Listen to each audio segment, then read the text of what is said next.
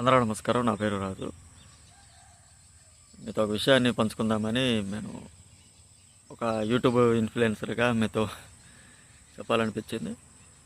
చాలా రోజుల తర్వాత చాలా రోజుల తర్వాత నిజాలు కొన్ని కొన్ని విషయాలు యథార్థ సంఘటనలు కొన్ని జరుగుతూ ఉన్నప్పుడు మనకి కేవలం ఈ సోషల్ మీడియా ద్వారానే బయటకు వస్తున్నాయి. కానీ తెలుస్తున్న సంఘటన ఇంతకుముందు పేపర్ ప్రకటన రాస్తేనే మనం చదువుకుంటూ ఉన్నాం. సో కొన్ని విషయాలు తెలిసేవి కాదు. సోషల్ మీడియా వచ్చిన తర్వాత కొన్ని విషయాలు అనేవి చాలా దారుణం. మనుషులు కూడా ఇలా ఉంటారా, ఇలా చేస్తారా అనే విషయాలు అనేవి తెలుస్తుంటాయి. సో విషయానికి వద్దాం. నంద్యాల జిల్లాలోని ఇలా ఒక 8 ఏళ్ళ చిన్నారి ఆడుకుంటూ పార్క్ వద్ద మామూలుగా పిల్లలందరూ ఆడుకుంటారు కదా. సో అలా ఆడుకుంటూ ఉంటారు.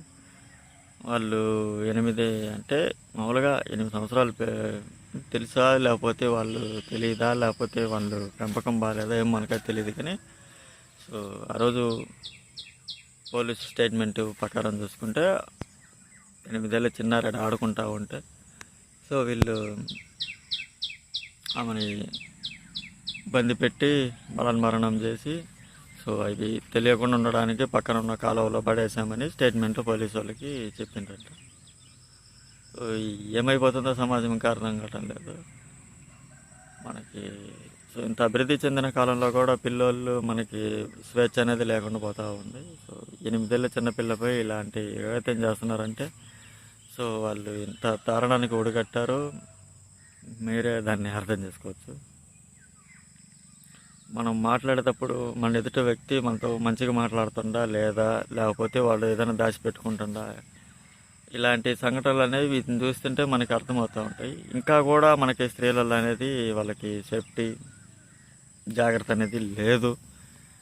ఏమాత్రం కూడా అసలు నమ్మడానికి కూడా లేకుండా పోతాం.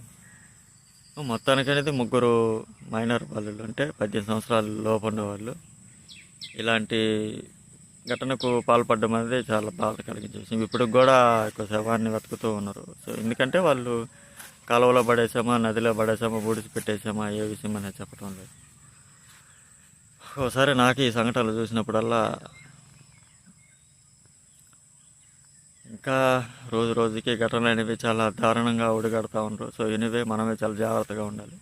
సో తల్లిదండ్రులైన పిల్లలు చేతికి స్మార్ట్ వాచ్లు ఇవన్నీ వస్తూ ఉన్నప్పుడు అవి వాళ్ళ గట్టి వాళ్ళు ఎటు సైడ్ తిరుగుతున్నారా, మన దగ్గరలో ఉన్నారా, మనకి డిస్టెన్స్లో అనేవి ఎప్పుడు గమనిస్తూ ఉండడం మేలు. ఫోన్లు కూడా తరచూ పిల్లలకి ఇవ్వకపోవడం అనేది మేలు. ఇవ్వకూడదు. నేను వాళ్ళ పని అయిపోయిందా చూసుకున్నారా, ఓకే. సో ఇంత వయసు వచ్చిన తర్వాత వాళ్ళకి కొద్దిగా అవగాహన వచ్చింది, పర్లేదు ఫోన్ వాళ్ళు మెయింటైన్ చేయగలరు, చెడు మంచిది చెడు తెలుసుకోగలరు, అలాంటి టైంలో ఇచ్చినా పర్లేదు. మరీ అంత చిన్నపిల్లలకి మనం పని చేసుకుంటా ఉన్నాము, వాళ్ళు ఏడుస్తూ ఉండరు, సరేలే మనము బాధ నుండి విముక్తి కలుగుద్దని కొంచెంసేపు బొమ్మల కథలో లేకపోతే ఏదో ఒకటి పెట్టిస్తూ ఉంటారు. ఈలోపు ఆడ ఏం జరుగుతుంది అనేది కూడా మనకి తెలియదు. అది కూడా కారణంగా చెప్పుకోవచ్చు. సో మనము చిన్న చిన్న కారణాల వల్ల వాళ్ళకి చేయడం వల్ల అనేది చాలా ఇబ్బంది పడుతున్నాం. సో ఎనివే మొత్తానికైతే నాకు తెలిసిన కాడికి ఒక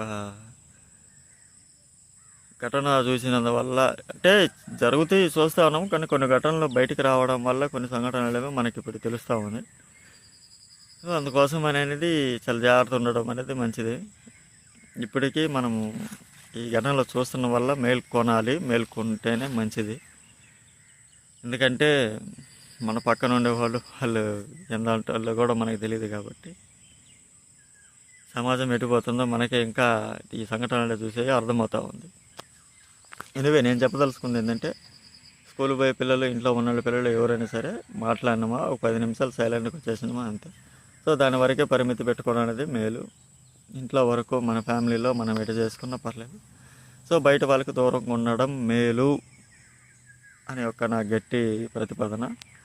సో ఎనీవే ఈ వీడియో అనేది పూర్తిగా అంత స్పష్టతగా ఉన్నందువల్ల మీ అర్థమైంది, కొంచెమైనా అర్థమైంది నేను అనుకుంటున్నా. ఎనీవే అటు పిల్లలైనా పెద్దలైనా లేడీస్ అయినా జెంట్స్ అయినా జాగ్రత్తగా ఉండండి. ఎందుకంటే మీకు జరిగింది వాళ్ళకి జరిగింది, మన సైడ్ కూడా ఆడవాళ్ళు పిల్లలు ఉండొచ్చు. సో సో ఎనీవే జాగ్రత్తగా ఉంటారని నేను మనస్ఫూర్తిగా కోరుకుంటాను. Okay, bye bye bye.